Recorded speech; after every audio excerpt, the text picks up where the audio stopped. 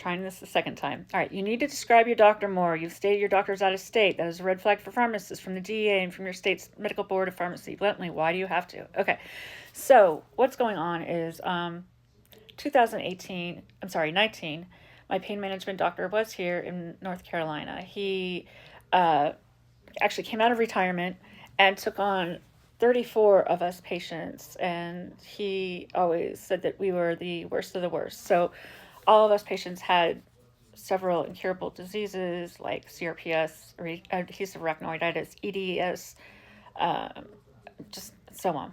And so obviously all of us are probably going to be on several different medications.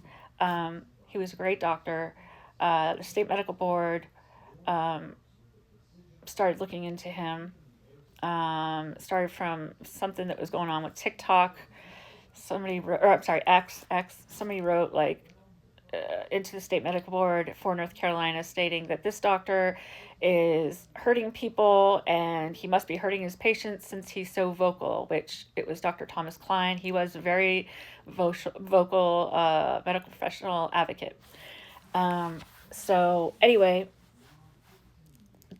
the state medical board basically came to him and said, um, either you retire or we're going to continue to go after you. And he was, I think, close to 80 at that point.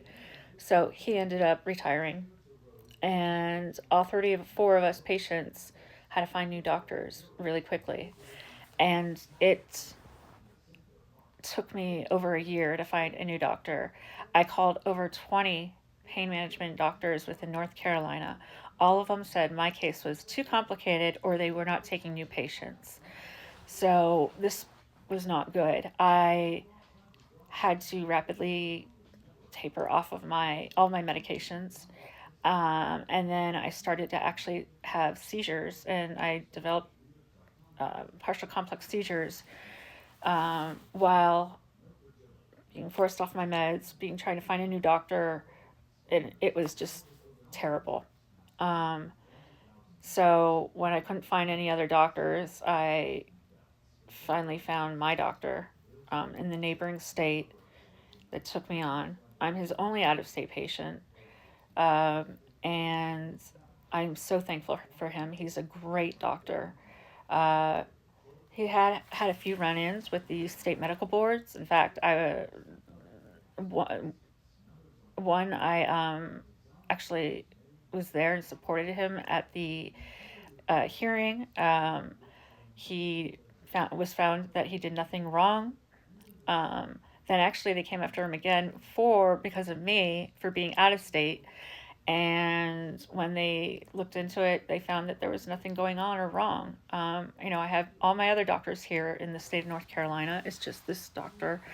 And the thing is I don't want to find a new doctor. He's good to me. He treats me well. He spends time with me. He works very hard when I'm having issues, my health, and like learning what he can do better for me so I have a better quality of life.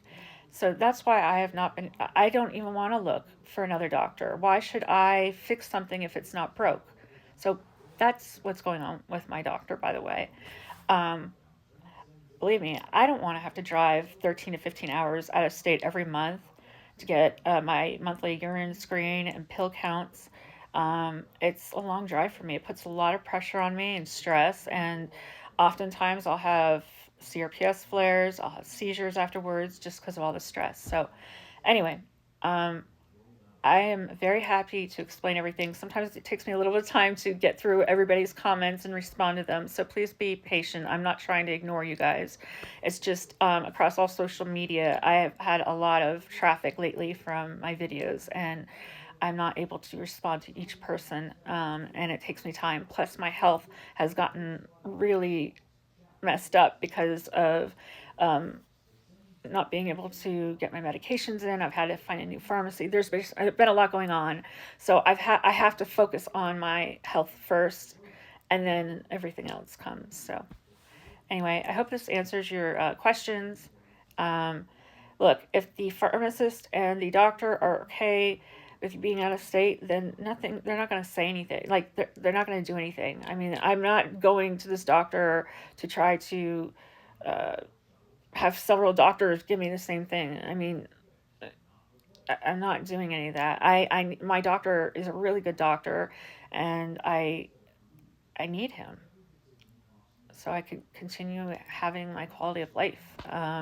And one thing I did not get to say is I started taking methylene blue, which has been amazing for me.